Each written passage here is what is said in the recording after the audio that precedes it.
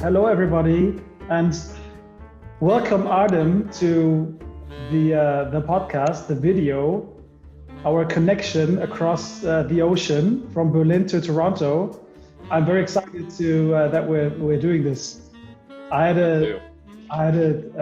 another one yesterday with Chris in Texas, so that was like Austin, Texas, and Berlin. So welcome. We're doing this. So nice.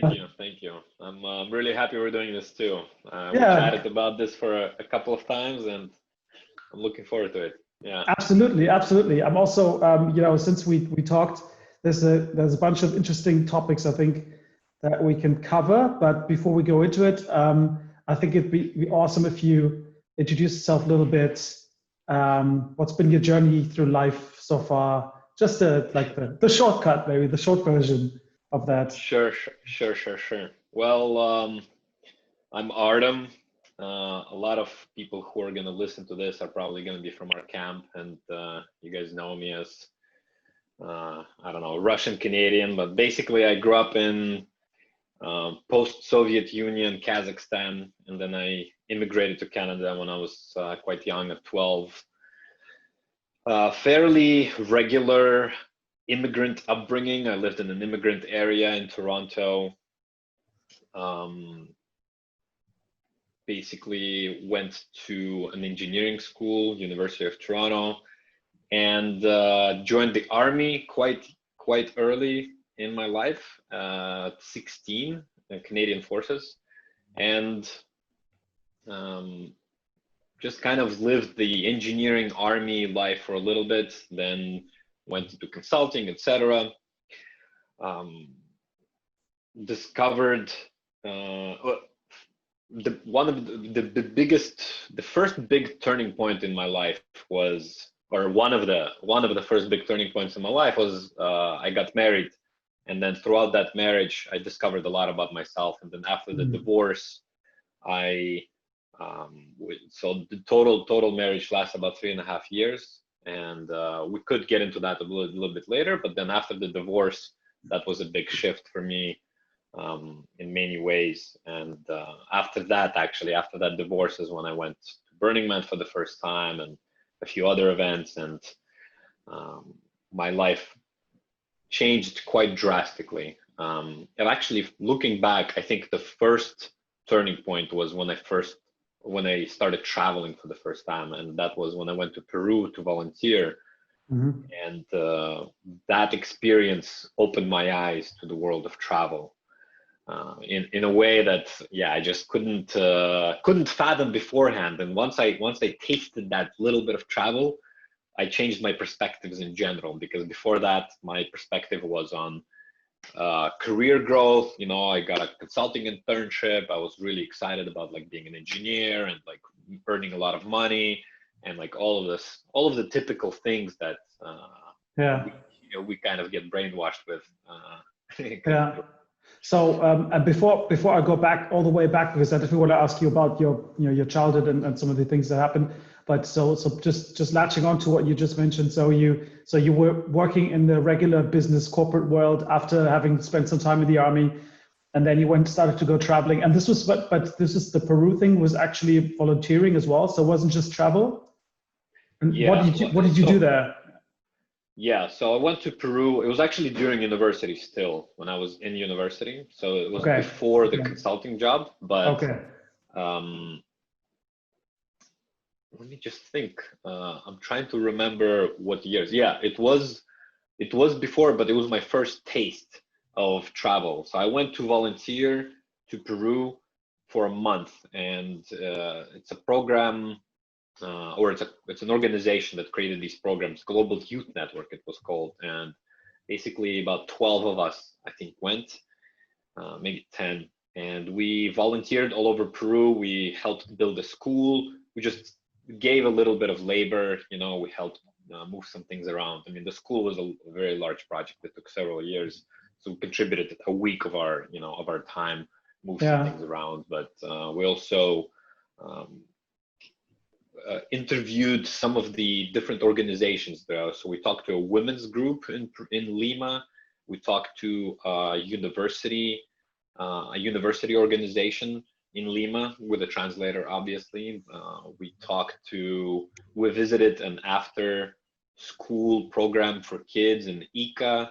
So we visited like 6 different cities. So we would go around, and it was basically a program of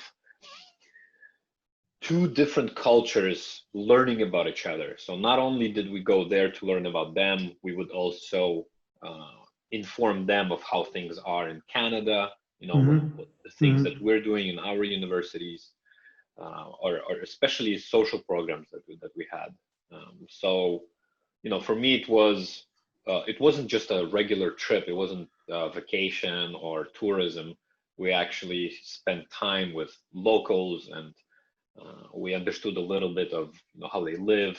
So that just opened my eyes so much to the fact that there's so many different ways to live in this world. For me, obviously moving to Canada when I was 12 was a big change, but at the same time, I was 12. It wasn't much. It wasn't as impactful as it would have been, if it was later.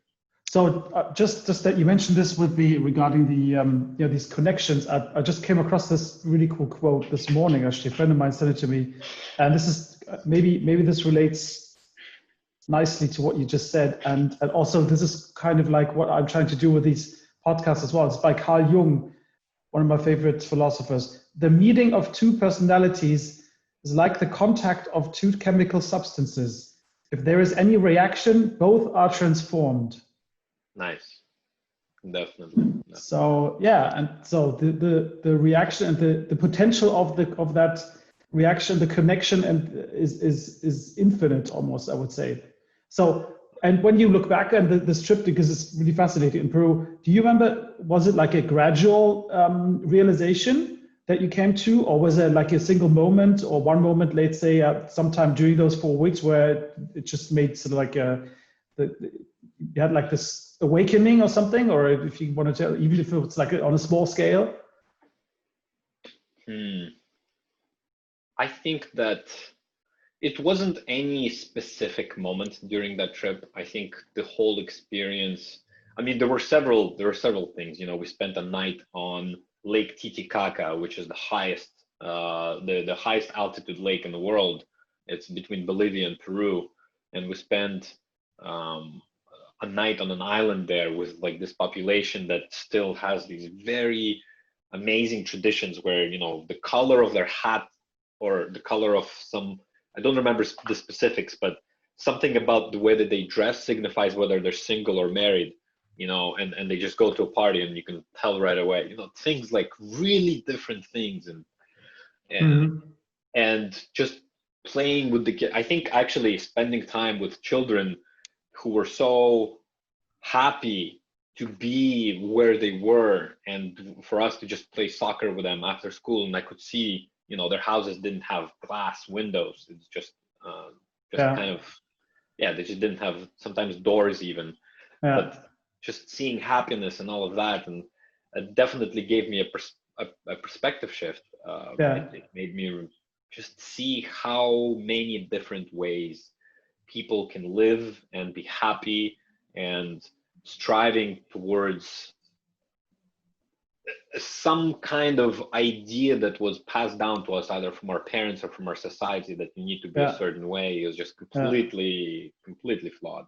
That's the fascinating thing, that there's some differences in culture and things, and then there's also a lot of similarities, a lot of things. And just as you mentioned, the way to dress according to how, or like having some kind of a particular color, something about married or single, just reminds me of the Oktoberfest in Munich. How girls and women, they wear these dirndls, this traditional dress.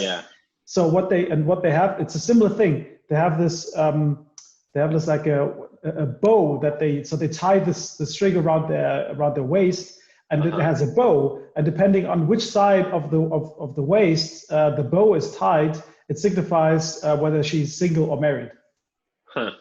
Cool. So when you go there, you can tell quickly. Nice. That's cool. Except if she made a mistake. So Okay, so yeah, but this is yeah, really fascinating. So and then you returned from that, and you were still in university. So after that, after I returned from that trip, I came back, and I was already on my way to do this internship at a consulting firm, and I did that. But throughout that time, and especially towards this internship was very, very difficult. It was, I worked a lot of hours, like 60, 70 hours a week. Management consulting, it's a crazy industry. And Yeah.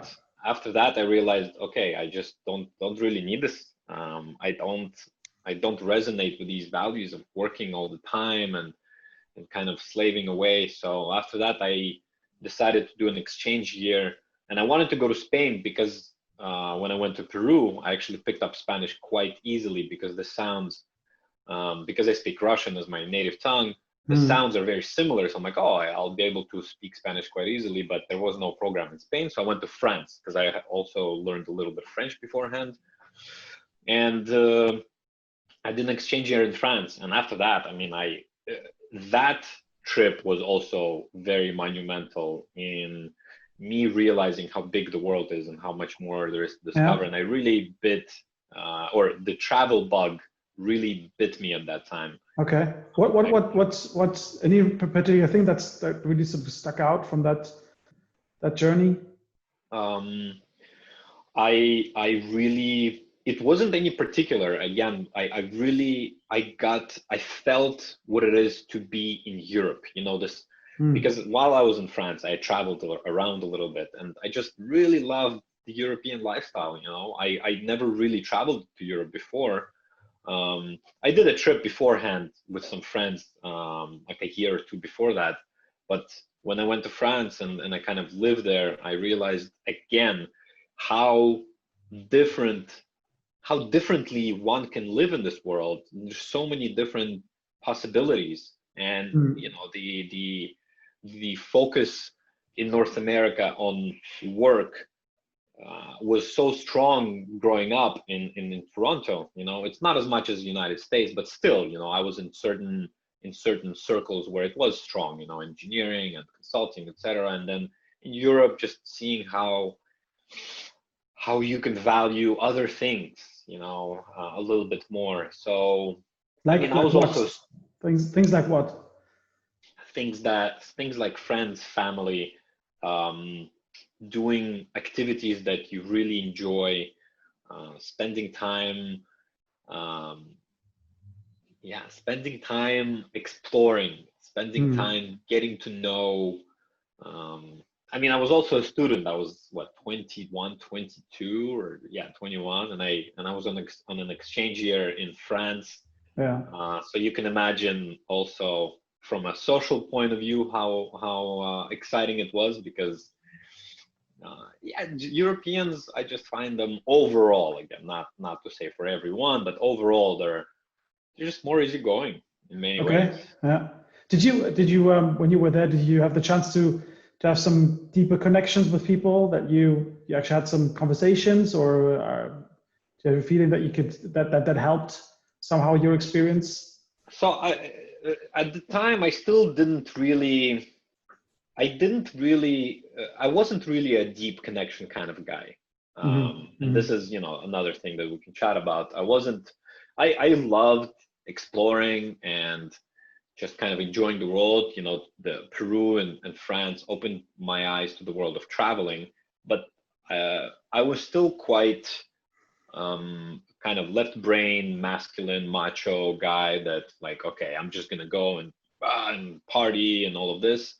I made some friends for sure. I made some connections with people, but I wouldn't say they were deep connections or, like soul connections, etc. I feel like, especially now looking back, I was probably still quite immature in my approach to many things. I was, looking to meet girls, and I've always been on the lookout for cool people. I really enjoy hanging out with cool people for whatever reason, but I wasn't as open in general to things. Already, obviously, yeah. I assume by cool you mean approachable. The people who have a a certain style about them, but they're approachable and they're sort of laid back and not like cool as in arrogant, of course, but like yeah, of course, cool instead Cool, of cool like, in a way. Yeah, cool is a very loaded word. It has many yeah, different meanings. I mean, people who are interesting in some way, that are exciting, that have some curiosity about the world. I've always been yeah, curious about the world. You know, I've always had this open mind about certain things. You know, and that mind has opened more and more and more throughout my life. You know, it yeah. was somewhat closed before, and Yeah, I was quite fortunate that my parents took me on quite a few travels when I was a child. So I grew up in Berlin, of course, and we traveled mostly in Western Europe because obviously when I was growing up, the Iron Curtain was still there, so there was no travel to any Eastern European countries, and even in 1986, I'm struggling to remember. We did actually go on one trip to the US, which was pretty crazy even for me I was like 12 years old. So that was like definitely the longest trip. But then after when I was at university or actually finished my bachelor's degree, then I finally did that a bit of exploring of Eastern Europe as well, which is so close. I mean, from Berlin, it's only 80 kilometers to Poland, but it probably took me like 15 years to actually travel there because it's such a world away in a sense. Yeah, it's so weird. So I'm actually curious to talk about a little bit about your childhood in Kazakhstan. I mean, what was that like? Sure. Well, it's So a quick little background. So I am not Kazakh. I'm Russian by culture, but by blood I'm half Tatar, and my dad is a Tatar, which is an ethnicity. It's an ethnicity that's related to the Mongols and the Uzbeks and all of that. It's basically a Mongoloid kind of ethnicity from the east and kind of populated. It's been around for a while. It's the second largest ethnicity in Russia, actually. And on my mom's side, Ukrainian Jewish kind of background, but again, overall culturally Russian or Soviet that transferred into Russian. So I was baptized Christian Orthodox when I was really young. But we grew up in Almaty in Kazakhstan. And Kazakhstan is a Muslim country, but it's not extreme. It's very, because it was owned by Soviet Union. Religion was kind of, not okay in general. It was a secular state overall, all of Soviet Union. So religion was downplayed in many ways. So, it wasn't a big deal. However, when Soviet Union fell apart and growing up in Kazakhstan in the 90s, most post-Soviet countries were in shambles and not very stable. And I remember that I had a bunch of Kazakh friends and we're all friends, but then all of a sudden one time at some point they're like, we're not friends with you anymore. Really? And yeah, it was, and I could, looking back, it's very hazy, but I could feel, there's some kind of a racism. It wasn't strong, but I could see it wasn't my friends' ideas, because they were kids. We're all just kids, kids just love each other for who they are. I could see it perpetuated a little bit from some of their parents, but it wasn't very strong, and I remember I felt it, but I still, we were friends. A couple of times that happened, but then we just became friends again. But it was strange. Most of my friends were Kazakh, when I was growing up. Most of my friends I think it's even the fact or just the explanation of the different ethnicities that you mentioned, and the country, of course, with Kazakhstan being part of the Soviet Union. I think even that nowadays will probably blow some people's minds. When you consider like some countries or most of the countries in the world today, how they are, at least in the developed world, are quite homogenous. This is just spectacular. So it's just a different time, or rather, it's something which is, I suppose, much more common over on the European and then Russian, United Asian States. region. States, of course, as well. Yeah.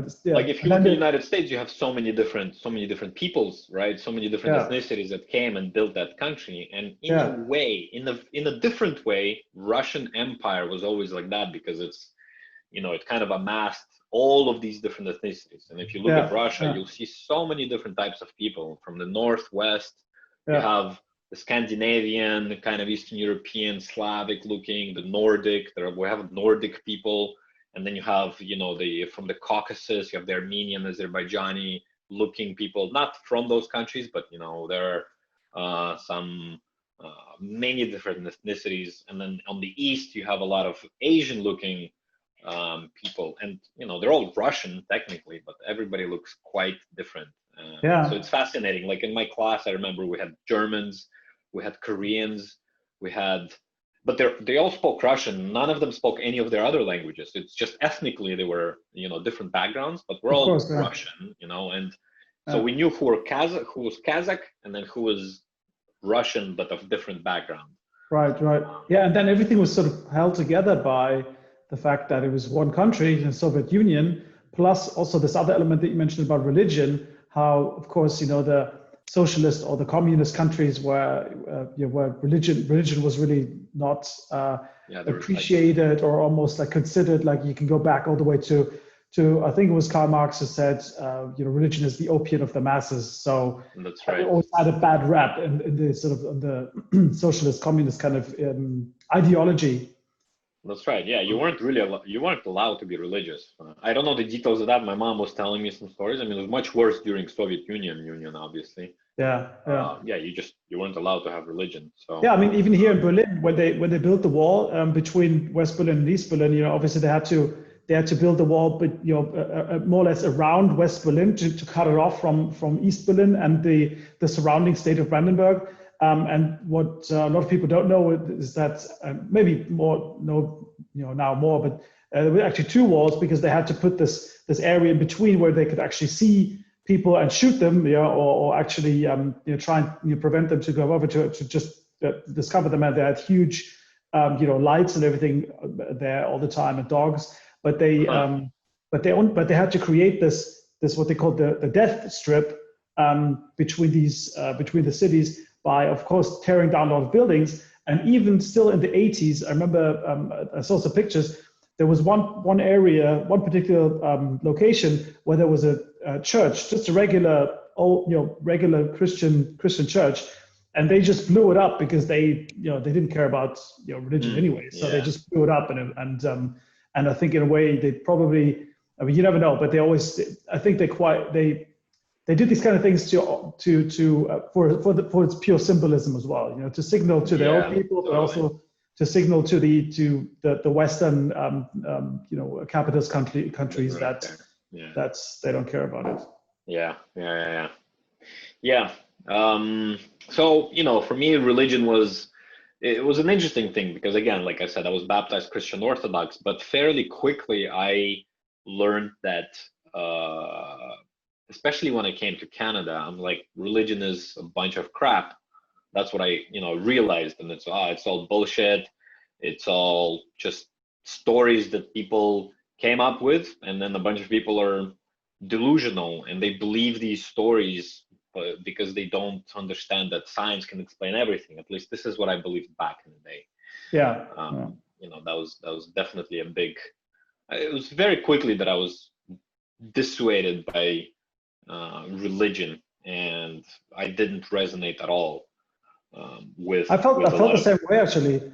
I felt the same way when I was growing up. I always felt like I had this kind of like an atheist inkling. I mean, my parents were religious. There was always, here and there, it sort of appeared in my life, because of other families, and of course. And I think I had some classes at school. It was just, but no one took it seriously anymore. I mean, no one thought it was like anything of particular relevance. And it's taken me all the way to just the last 12 or 18 months since I've been learning more about the symbolism and about the stories and what they actually mean, rather than what they mean. that I've developed for the first time in my life this connection to what that actually is, the Yep. Christian religion itself and the values.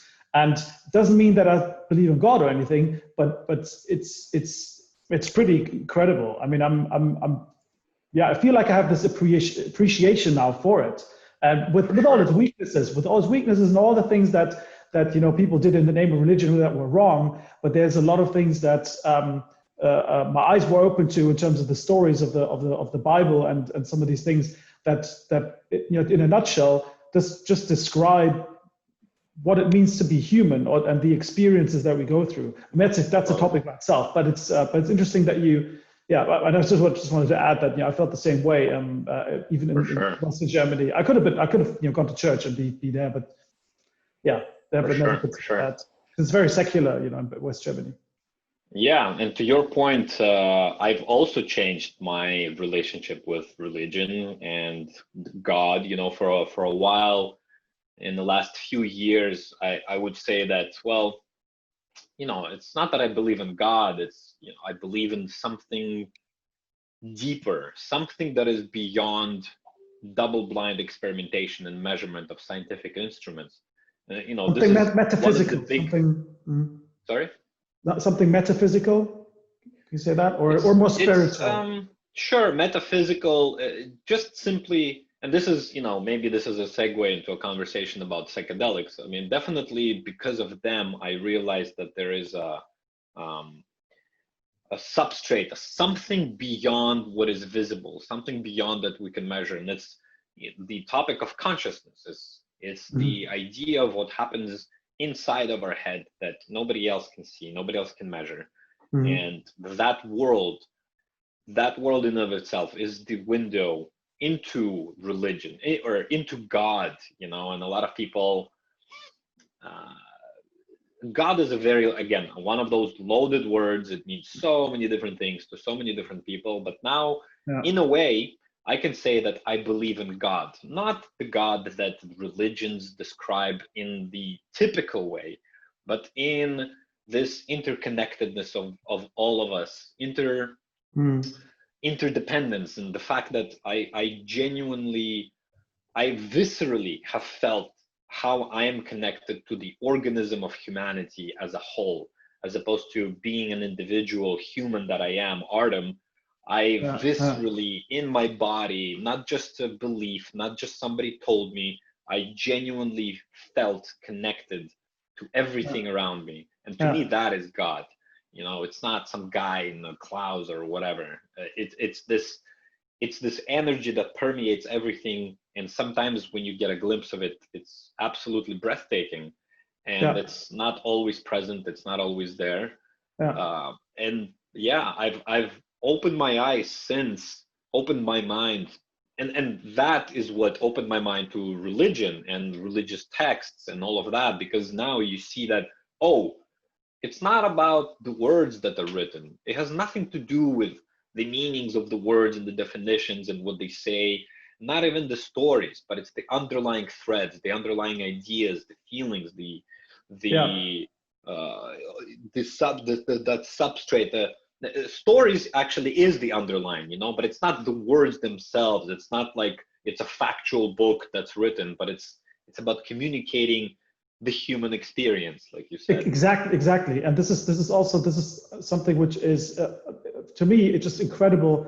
And actually, that's like one element of that relates also again to Carl Jung, the philosopher who, as a student of Freud, and Freud talked about the individual, but Carl Jung, or rather the individual psychology, and Carl Jung focused more on what he called the collective unconscious, as I'm sure you know as well. And this is one of these elements which blew my mind, because it makes so much sense, that we carry in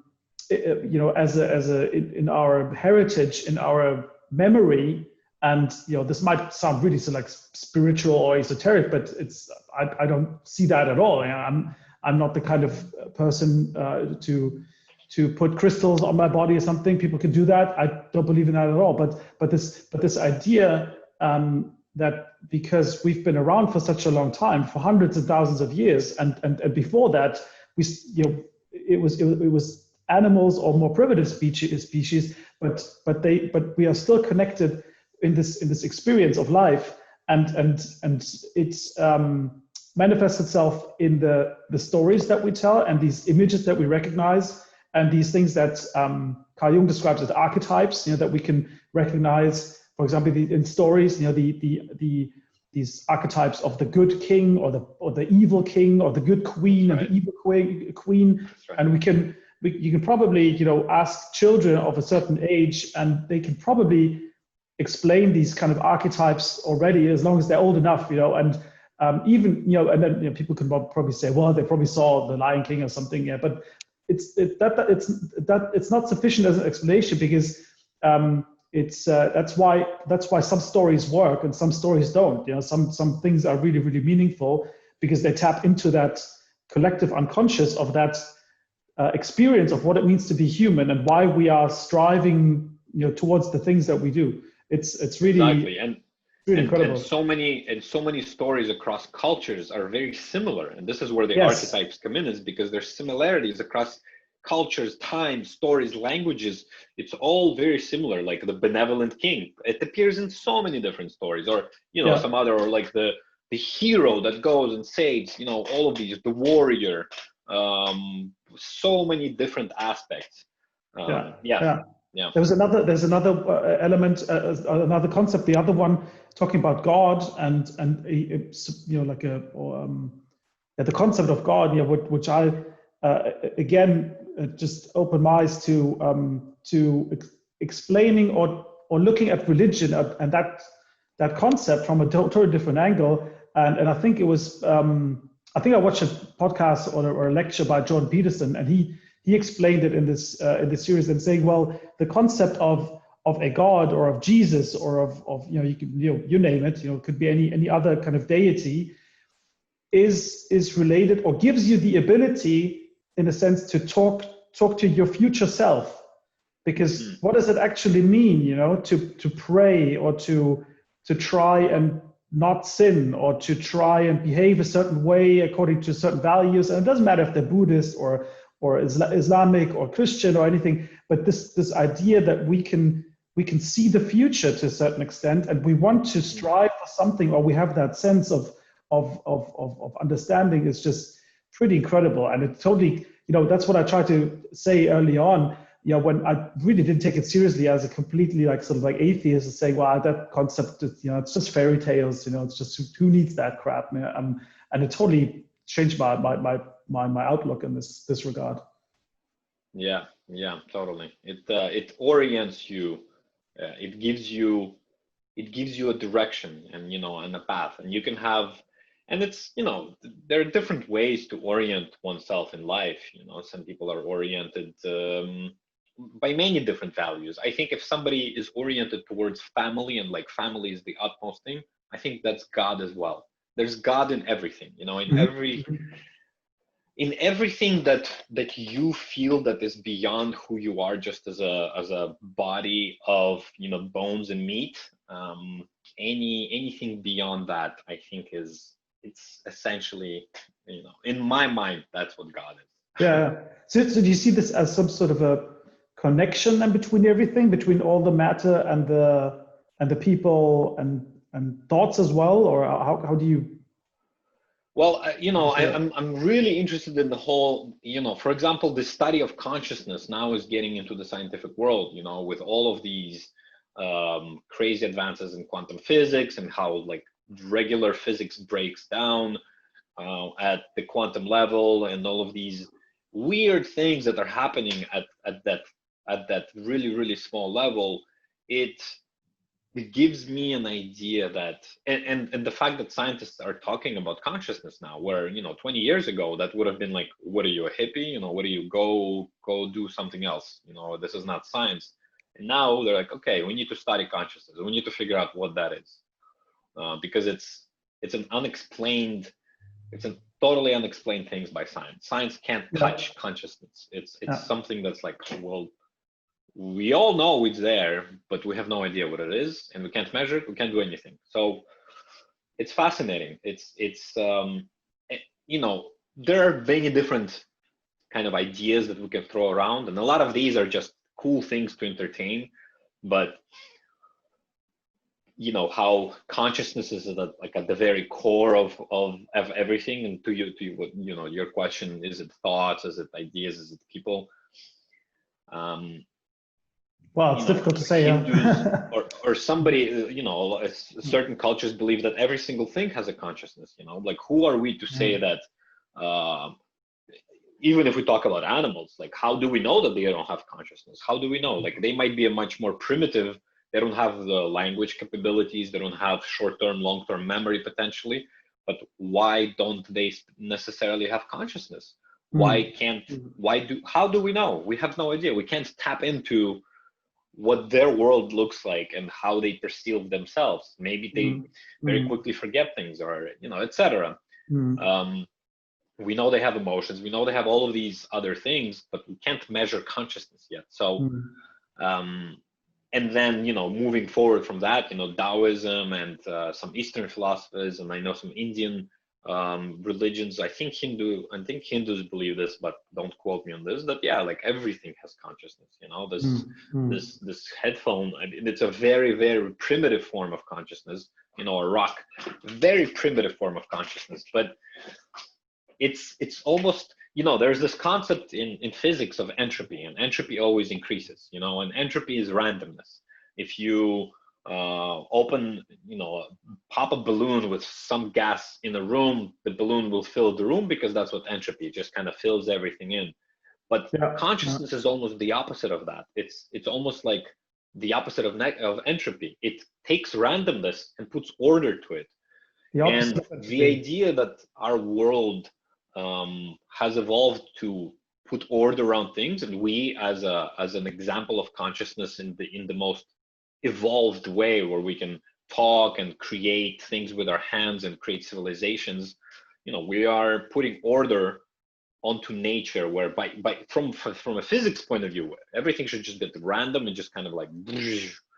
So that's a really interesting. I really like that. That's a really interesting way to look at it. I've never seen that way. So to say that, you know, entropy increases chaos, increases the dispersion of, you know, whatever, matter, energy, but it's our consciousness that makes sense of it. So that's why we're able to. That's why consciousness can balance that out, because we can make sense of the entropy. We can understand what's going on. That's an interesting way to look at it.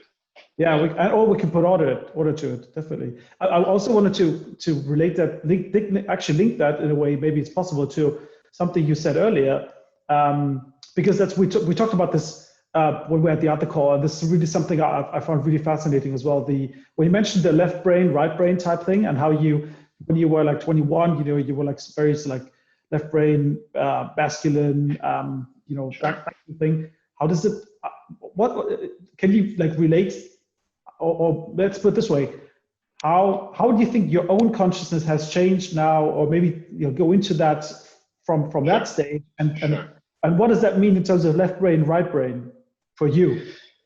Yeah, for sure. I think the concept of left brain, right brain, is a lot of times I would get hung up on, you know, the specifics about left brain, right brain, blah, blah, blah. And I know that it's not 100% like that. Like, there are cases. So this is a very quick caveat right off the bat. It's not directly related to the left and right hemisphere, although it is correlated. But I know, like, if you remove there was some cases where the whole left hemisphere was removed somehow.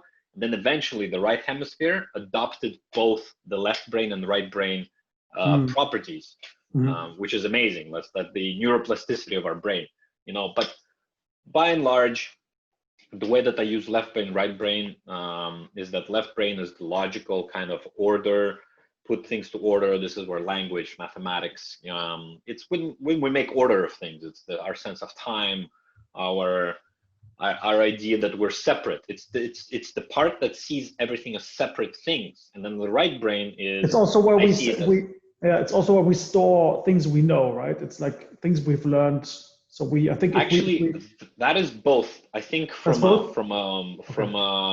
neuroscience point of view, that's both, because to learn things, we also need the right brain faculties, and the right brain faculties are the experiential. It's the being present in the moment. It's it's the feeling, and it's seeing the interconnectedness of things. You know, the left brain is more, okay, things are separate, and then the right brain is things are all the same in a way, very loosely. So connected, and so it's associated with creativity, openness. Yeah, creativity, exactly. It's insight. It's coming up with things out of nowhere. It's, you know, it's like, oh, eureka moments, all of that, you know, they come out of, they don't really, again, very loosely, not to get caught up in language, but they don't really come out of the left brain. Left brain organizes things, you know, order and chaos also, you know, one way to kind of look at it. Masculine, feminine, again, very often when I have these conversations and they say things like masculine, feminine, some people, they get triggered. It's like, oh no, what do you mean? Like all feminine people, they don't have order or structure? I'm like, no, that's not at all what I'm saying. You know, it's just different energies. It's just words. There's correlation, because men usually have more masculine energy than women on average. Not every man, not every woman, just on average. There is, you know, men. This is why, you know, no, the way that I look at it is, or I've read this somewhere, is that men used to go on a hunt, and, you know, the left brain kind of narrows in on a target, and that's how they hunt. They have to navigate in the forest, etc. And then women would take care of the baby, and they would stay at home, and they kind of have to have this peripheral 360 vision, and they exactly. It relates even to it's like one angle to look at it is the vision, and how they are on average different, or I would say how you're almost like predisposed to a different set of tasks. You know, if you're male, then on average, like you said, you know, you have more of this kind of like a tunnel vision, which is very well suited to following a target, a moving target, and you know, picking out like things and looking more into the distance. And then on average for females, it's more of a peripheral vision, and a holistic view. Holistic view. Women are very good holistically. They understand the big picture way better. Exactly. They grasp how all things are connected. Men are, you know, man or masculine energy is this. And again, all of us have both of these energies. And but this is the cool, I think, like you just referred, this is a cool way to maybe to put that positive twist back on the separation, because I know exactly what you mean when people you know, question that, because they assume that you're trying to artificially make these, you know, these the separations. Exactly. But it's totally not the intention. It's just to make sense of certain specializations, certain elements, and certain things that we associate with these concepts, or with, you know, with the two sexes. So. And it goes beyond just, you know, the English language or the Western world, the toxic patriarchal Western world. No, like the yin and yang is a very old, ancient symbol that has been around in Eastern, you know, in the Eastern philosophies, in the Eastern world, for a very long time. And there's a reason why they have it, and it's so powerful, is because they have understood that there are these two energies they're completely interrelated. They are just as much as night and day are a vital part of a 24-hour period or of our life. In the same way, it's night and day are not the same. They seem like they're opposite, but there's no night without day, and there's no day without night. They have two different purposes. You know, you're active during the day, you sleep at night, etc. So in the same way, these two energies, they are, you know, they exist in all of us, and they exist in life in general. So this is, and again, there's even some discussion around this on the concepts of good and evil, also by Jung, and I've just been reading about this, and it's so funny because I also thought, you know, evil is a stupid word. For a long time I thought it's just a really stupid word, because it has this religious undertone, and I totally dismissed it as a concept. I thought nothing in the world is evil. You can say it's morally bad, or it's something that's really horrible and it's really sort of lamentable, but evil doesn't exist. But now I'm more understanding also, like relating to what you said, this interplay between these opposing forces, if you will, and it's and I noticed it the other day on a totally different level on watching a movie about Niki Lauda, the famous race driver from Austria, 20 years or 30 years ago, who had this crazy accident. His half face was burnt off, and he still managed to win. He came back like 6 weeks later and won a Grand Prix and stuff. But there was a conversation between him and his most sort of dangerous competitor, which was an English racing driver apparently. And there's this conversation where they come together towards the end of his career, and then the English guy says to him something like, "Hey man, sorry if I put so much pressure on you, and if I've been so competitive and sometimes talking crap about you and this kind of stuff, and maybe even being a cause of this accident." Almost like he didn't say that, but it's kind of like, it was almost like this undertone, kind of like him seeing being also partly responsible for Niki Lauda going out there, in the wrong conditions and just having this horrible crash.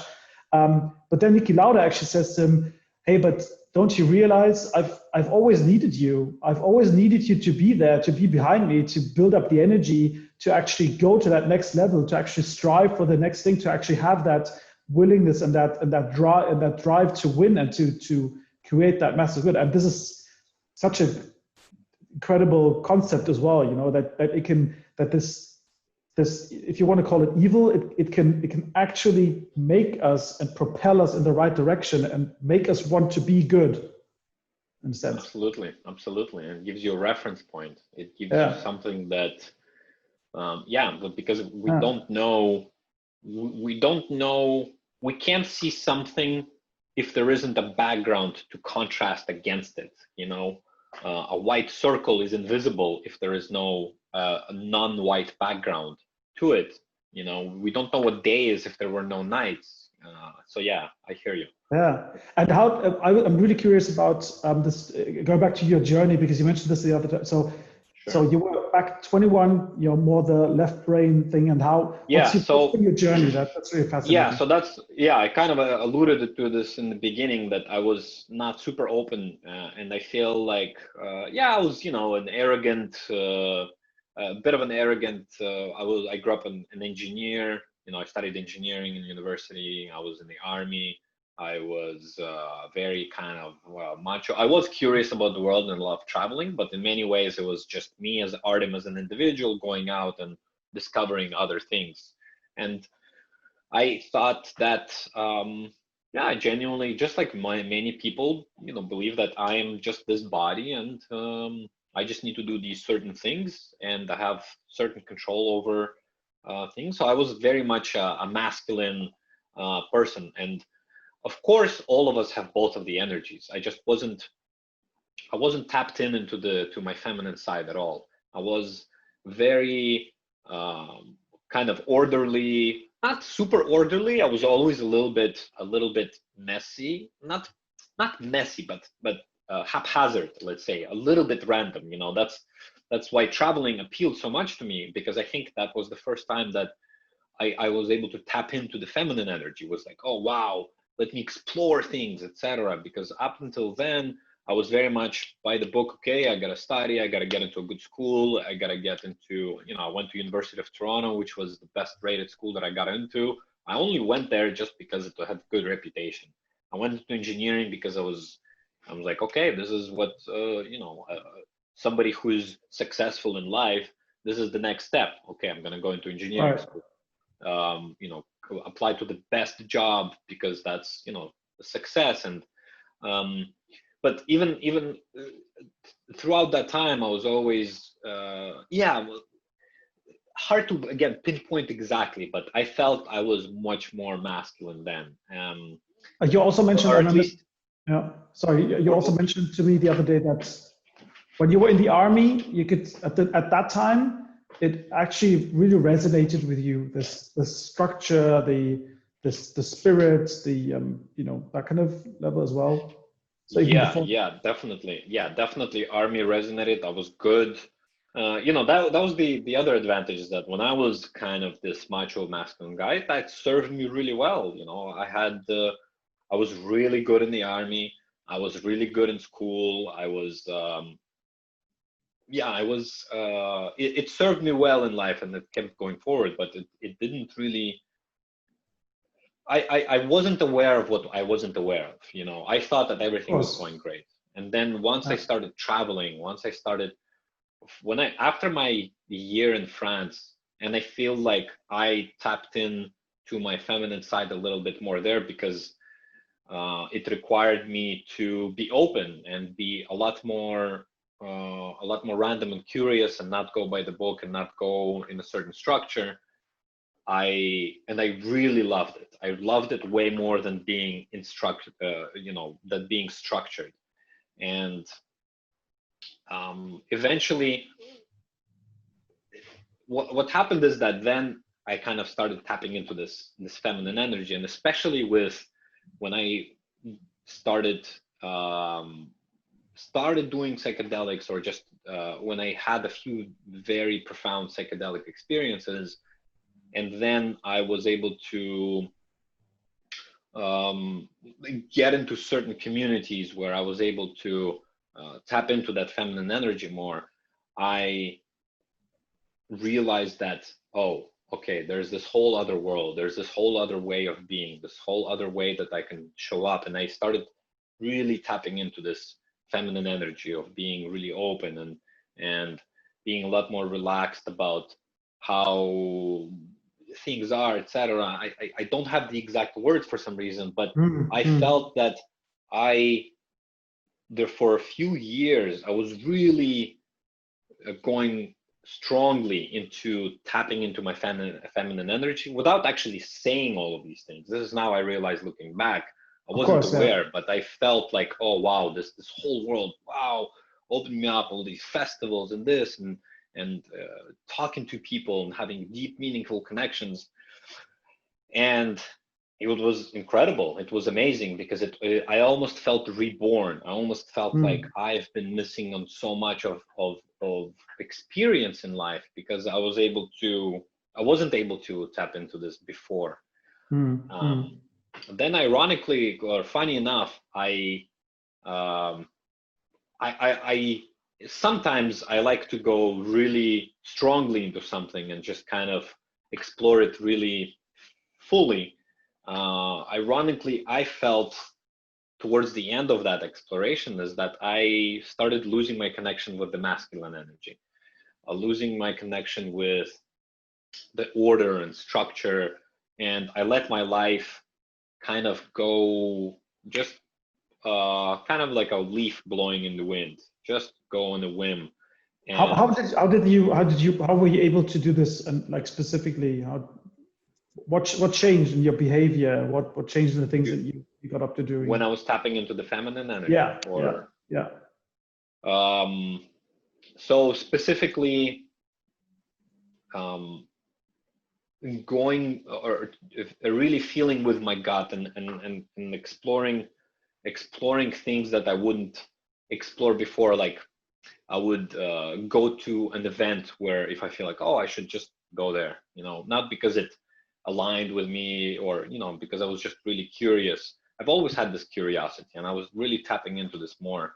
I would, I spent a lot of time trying different, and learning about different spiritual practices, you know, meditation, again, psychedelics, different yoga. I really got into yoga, which blew my mind wide open, being connected to my body, exploring food and taste, and how all of that, like all these senses, talking to people, having these deep connections, deep conversations. So all of these, I believe, are almost like tapping into this feminine energy, you know. So you became more curious as well regarding other people, how to connect around other level. people, And even as simple as when I would meet people, I would look them in the eyes much longer and give them a much bigger hug or a longer hug. All of that was amazing and really opened my heart up, really opened me up in many ways. yeah. It was profound. Like I remember I was able to develop really deep connections with people, even though they were temporary, if they were at a festival or when I was traveling, but I felt like so deeply connected with somebody so quickly because I was able to open up my heart through all of these different experiences, open up this idea of feeling and allowing another person kind of into my world, my being, my heart again.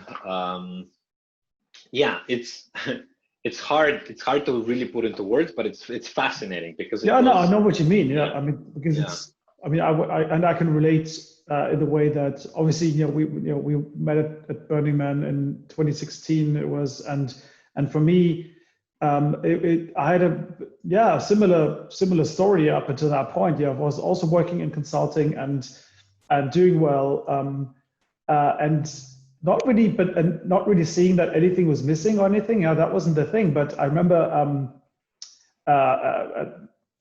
I don't even know, or what I always tell people when people ask me, why I went to Burning Man or since when I had wanted to go there.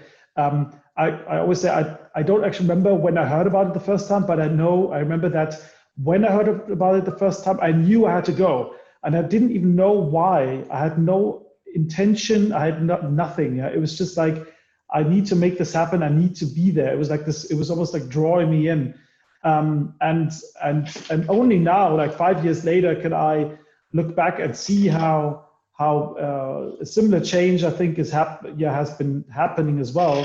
And maybe what you just said. I think it takes a lot of what do you call it? You have to be a bit brave to try and and open up to allow these connections. Yes. And we learn or we commonly learn that we have to be really careful, and and if you open up, then you can get hurt, because people might take advantage of that, or they might ridicule you for that. And I think growing up when you're a child and teenager, that it happens very frequently, that people make fun of you, and I think and I'm not even gonna I don't even want to say that that's a bad thing, because I think it has good sides as well, because it helps you grow and develop like a thick skin, because it's at the end of the day, it's just words, and it's a way of learning how to deal with that. It's almost prepares you for some much tougher things when you finally leave your parents' nest and have to go out there in the world and face totally different challenges. But maybe that's like the story also of growing up, and then fortunately, like you have, actually letting that in, allowing that to happen, and then consciously going down that path to having being able to have that basis of feeling at ease with yourself, so that you can again open up much more and without being afraid of connecting. And I think now what's happening, and it's something that I've noticed as well, that as an adult, and especially like the last 5 or 6 years, the more I open up to people that I meet, and it doesn't matter where, if you open up about yourself, they start opening up very quickly as well. And it's an incredible way to connect much quicker. I mean, some people are still scared of us, but you can, in a way, if you are like that, and you connect to that feminine energy, you can be a force for good in the world, because you're much more open and you're much more accepting, and you don't have to worry about all these more like the masculine ideas or the traits that say you have to be tough all the time, like the kind of thing, which again, not a value judgment, because there's a time and a place where you have to be tough and you should be tough. But yeah, I don't know if that makes sense, but this is like what I'm experiencing. Of course. And I think it's especially valuable for people, and this is not just men, because I've met many women who are too masculine, but a lot of men are also too masculine. You know, tapping into this feminine energy for people who are too masculine is, like you said, it opens up so much. You're able to connect, you're able to feel, you're able to do so much in this world that you just weren't able to before, because you've boxed yourself into certain things, you know, and vice versa. There are people who are too feminine, or they're tapped into too much of the feminine energy. They feel too much and all of these things, but they struggle to structure certain basic things around in their life, or, you know, have some accountability or some responsibility that comes with being alive, or being a part of society, or even a part of a family unit, or even some friends. You know, there are certain these traits that, you know, the masculine also brings that is vital. You know, it's reliability, strength, order, that a lot of people are also missing. And I found that actually in my life, I've kind of neglected a little bit of that while immersing myself in this feminine world, let's say, or this feminine energy that I've been tapping into. I've a little bit neglected this forward thinking, in a way, of my masculine side. So the pendulum is going to swing back a bit. That's again. Right. The pendulum overswung a little bit for me, and now I am on a journey to genuinely balance the two, you know, for it to come back, right. Tap in back into the masculine, actually create order and structure, but not at the detriment of being able to feel and connect with people, and all of the two different sides, you know, like genuine balance of the two energies. And it's never complete.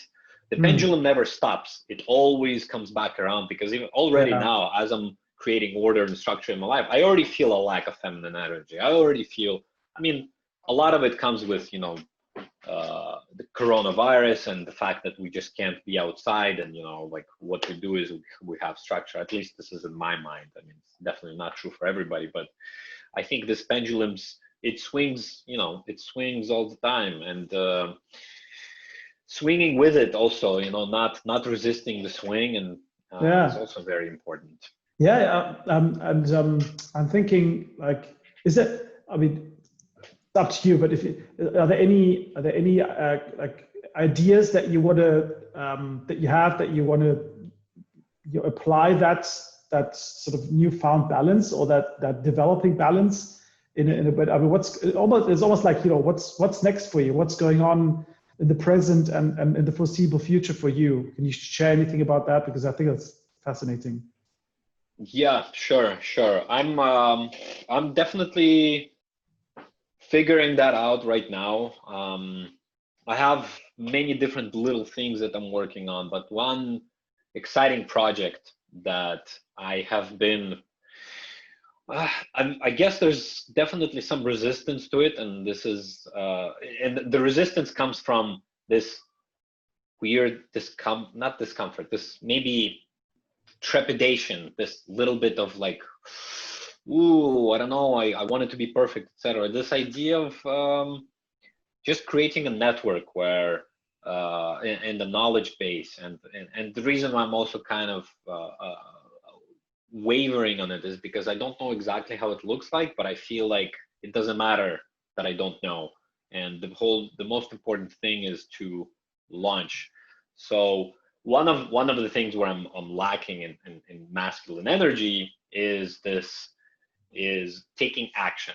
You know, for me, has been a little bit of a weak suit of mine. You know, I have many different ideas, etc., but specifically taking action in certain things have been, very interestingly to me, difficult, because I was never a person who couldn't take action. It was always easy for me, especially back in the day. I was like, yeah, let's go, you know, let's do this. And this is one where I want to tap into more of that. And yeah, I've been thinking about this for a little bit, is to creating a men's network, a men's group, where I bring together, where it serves as both a place of refuge for guys, a place of connection, a place of a platform for expression, for connecting at a level where we are all going through this we're going through this thing called life. We're on this journey. We are all in this together. And a lot of times it feels lonely. It feels confusing. It feels completely, the longer I live, the more I know about it, and the more I realize about life, and the more I learn, the more I realize how little I know, and how much more there is to find out, how little I actually know about myself. And for me, my best times in life, when I was in the army, one of my favorite things was being a part of a team, being a part of a collective. And I would like to recreate that. I would like to bring that. And I don't know how it's going to look like. And again, I think it doesn't matter. I've been kind of thinking, oh, how's this going to look like? But I want to use this conversation as a place where I'm actually voicing this out and bringing this out, instead of just writing and doing notes and thinking about it by myself and talking to one or two people. I would like to actually commit to it through this conversation. That's awesome. That's so cool. That is so cool, because I think it's on the one, first of all, I think what you just said was, there's so many beautiful things that you just said about generally, and I think it's a wonderful way to probably wrap up this conversation. But secondly, and maybe even, I'm not sure. No, that's not more important. But I'm really excited about it. And I think I mentioned before, I mean, I'm on board. I want to be on board. I think it's really, it's a cool idea, and I'm looking forward to having more conversations and to figure out a way to make it happen in one way or the other. So and I love your excitement, and it really, I feel very grateful to you specifically, to other people who I've spoken with about this, but I really appreciate your encouragement and excitement and support, and it really helps me with kind of actually bringing this closer to realization. And now through this conversation, I want to be accountable to you and to anybody who's listening, and most importantly to myself. Well, that's fantastic. That's absolutely fantastic. And we should, we'll talk again soon. We'll definitely pick this up and then see who else wants to, join or share, or definitely. So people, and obviously, I'm first of all, like you said at the beginning, I'm definitely gonna, first of all, post this in the WhatsApp group and in the Facebook group for HEX Collective, and then, but also we can see, where else we want to share it. I mean, there's no limit. If people are excited about it, then let's do it. For sure. Yeah, I'm excited to have more conversations like that, like this. Sorry, about all of these topics are all fascinating to me, and sharing these thoughts with others and learning from others, it's definitely going to be one of the main things that I would like to have. Yeah. Awesome. Okay. Well, Artem, thank you so much. Thank you so much. I'll contact you as soon as, first of all, all the stuff is uploaded and everything, and we can reconnect next week at some point. So good to see you as well. And I'm already thinking about. I was actually, okay. Just to wrap up the official part, we'll talk again soon. And everyone listening, thanks for tuning in and listening, and reach out to us. All the information is provided. Thank you very much, Vincent, for having this, and I appreciate you. Thanks to everyone, whoever listened to the end.